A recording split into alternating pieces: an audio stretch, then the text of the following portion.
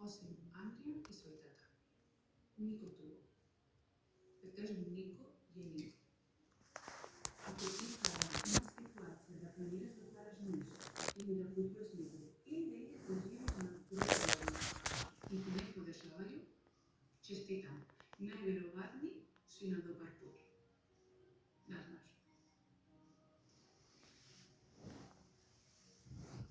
Imaju iskustva o svojim mišljenju, kako oni su živjeli, kako oni imaju ta iskustva, kako misli da treba biti svima, pero to nije tačno. Na trenutak kada sam bila hrabra i sam rekla, idem iz Barcelona, nemam posla, vraćam stan gdje sam živjela, kažem doviđenja, cela moja porodica, moji prijatelji, svi, i dolazim na drugu zemlju kao jesterija. Ne znam srpski jezik i imam sačuvano malo novac, znači baš malo, i to sve daš na novu zemlju gdje ne znaš nikoga i ne znaš jezik, bukvalno jezik sa kojim ti se komuniciraš, sve na engleski smo pričali, daš na jedan mali šalter na ulica Kralja Petra I. 49 Žmajerska Balanka, mali šalter prodaja, kupiš jedan peć i kreneš da praviš nešto lijepo sa komšijom. Naravno da će ljudi da ti kaže ti nismo normalni, da tebe nešto fali, znači ne znaš jezik, da ideš sa to malo pare, bolje čuvaj to, nego da daš na neki biznis, možda to ti ne funkcioniše, šta će zaradi. Pero znate da ako nisam to uradila pre 4 godine na taj trenutak, lagano kod španjolke ne bi nikad, ne postoji.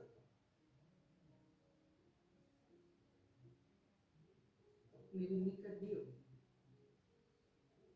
Ne znaš, malo svaka čast, dobro da sam to uradila, jako sad šta? Šta bi ovo uradila ja? Treba da budeš hrabra, treba da znaš šta želiš. Zamisli na najmanjim detaljima sve, uzmi foliju, papir, piše sve, kako ti zamisliš tvoj biznis, kako ti zamisliš tvoj san. Napiši, nacrtaj, misli luk, pomogni drugi, budi dobar čovek, oceni sve što imaš, ali da znaš, neće biti lako, to jeste.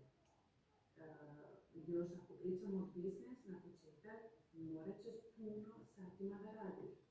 Puno, ti znaš kad užeš, neka ti sađeš, da znaš. Tako zbog toga preporučujem uvijek da ovo biznes što će zatvaraš, da ti se mnogo sviđa. Ako neće biti mnogo teško. Napravi sve u smišljenju za drugima, ne za tebe. Ako ti kažeš nešto, ja volim ovako, ja želim da imam novac, ja, tamo zaboraviš Bog, zaboraviš drugi ljudi, zaboraviš ljubav, ne možeš tako. Treba da razmišljaš nešto dobro, kvalitetno za drugima. Uvijek stavi na drugim pozicijama, uvijek. Tako ide uspjeh. Kad ti daš, tebi se vraća. Kad ti daš loše, se vrati loše. Kad ti daš dobro, se vrati dobro. Esto es muy importante que lo entiendas. I ja sad, posle ovu sve što sam prošla, čisto i jasno i vidim da baš je trebalo tako da budem hrabra, da uradim stvari ako imam strah, da udajem se strah, da to sve nekako ima na neki put, na neki uspjeh. Ljudi, kasnije će se vidjeti da ima hejt, da ima ljudi ko te nadilosija, da ima ljudi ko te podržava, ljudi ko te obožava. Vidjet će se sve. Ja to vidim svaki dan. Ima ljudi ko me voli, drugi kažu da sam mnogo dosadna, drugi kažu da sam nevjerovatna, da svaka čast, drugi kažu da, bueno, ljudi sve. Svako kaže nešto. Ti samo slušaj sebi.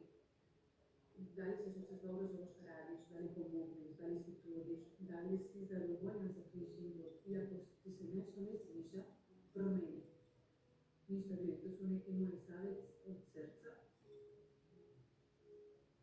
Jer bi voljela da meni neko to je rekao prije 4 godine kad sam imala puno straha, kad sam se vidjela sama za ovo sve i sada mogu da pričam moje iskustvo i da povedem sa vama sve je moguće.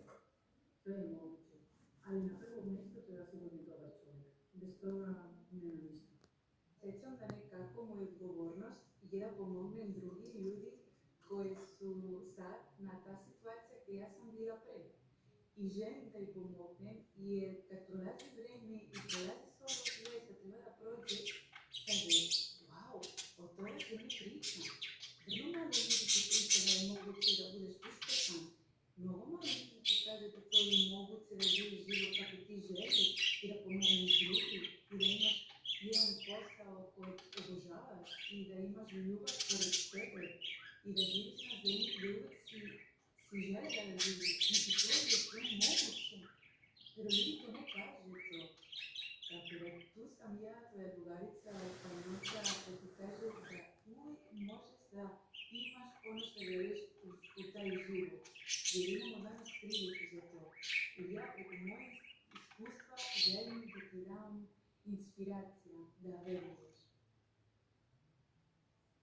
Ti si rekao kontroverzno dakle neki kažu da je zlikovac, neki kažu da je vizionar, neki bi su možda rekli da je oba, ali sigurno je čovjek koji je možda pojedinačno najviše uticao na istoriju 20. veka. To je jedna stvar kada malo sažemo, mislim to je sad naravno malo ograniči se s nekim kažemo istorijskim amaterizmom, hobistikom nekom, ne kažem pravo naukom, ali kada sada poredili ljude i analizirali, čovjek koji je pojedinačno odredio tok svetske istorije, prosto ne sad mi na pamet neko ko bi to moglo. Mi spominju naravno naš Hitler, Mussolini i ostalo, i to su neki kraći period, mi povedemo čitavu istoriju 20. veka, makar tog kratkog 20. veka, koji je rekao Hobsbawm do 1991. To je sigurno čovjek koji je odredio istoriju ne samo svoje države, već čitave civilizacije u 20. veku.